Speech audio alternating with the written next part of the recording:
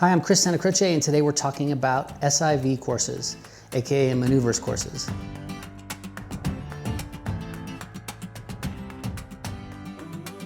If you haven't been around, then it's good to know that SIV stands for a French acronym that's Simulation and Incidents and Vol. Pardon my poor French, but a lot of people say SIV and they don't even know what it stands for. Yes, we borrowed a French acronym to speak about something otherwise known as yanking big deflations and doing exercises and drills above the water. It's done all over the world and has been for a long time. There are some things to know. Number one thing to know about your maneuvers course / SIV, not all of them are the same. And this has been a great thing for me to study over the years. I deliver a certain treatment. Meanwhile, other people in the US deliver a different treatment, and folks travel to Europe, and there again, the treatment is even more different. So my suggestion is that all students, all pilots, should find many instructors to take courses from of all different types over the years. So if you're a pilot now, then you should be looking for your next instructor. And if you've taken one maneuvers course, then you should be looking forward to your next one. Because everywhere you go, every person that you make contact with will give you something new that you can add to your bag of tricks and to your overall understanding of how things work. So when it comes to maneuvers courses though, in general, we have our sort of top 4 or 5 list of things to know. The number one thing to know is that the maneuvers treatment, the experience of going and doing maneuvers, has a number of possibilities.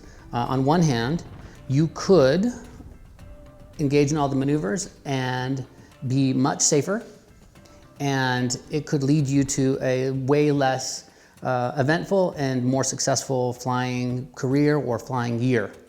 On the other hand, you could end up with some sort of confidence that might be just a little bit more than is appropriate, and the experience of doing the maneuvers course could work against you. So if you were to leave the maneuvers course and then have overconfidence problem that led you to an event during the season, you would not be the first person.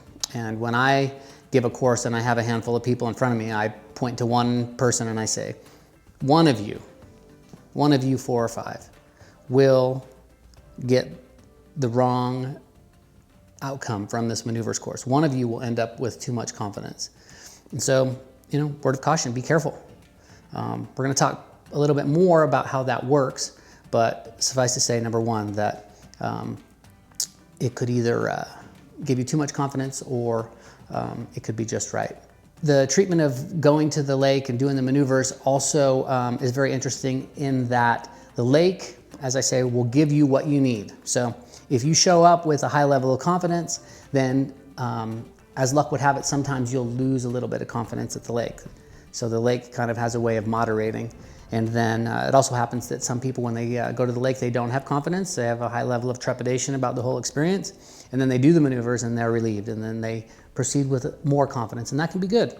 So just try to be self-aware and see if you can team up with a buddy and have your buddy see what they can do to kind of give you feedback about how it looks like your course went and how it looks like the experience of doing the maneuvers is playing into your flying year.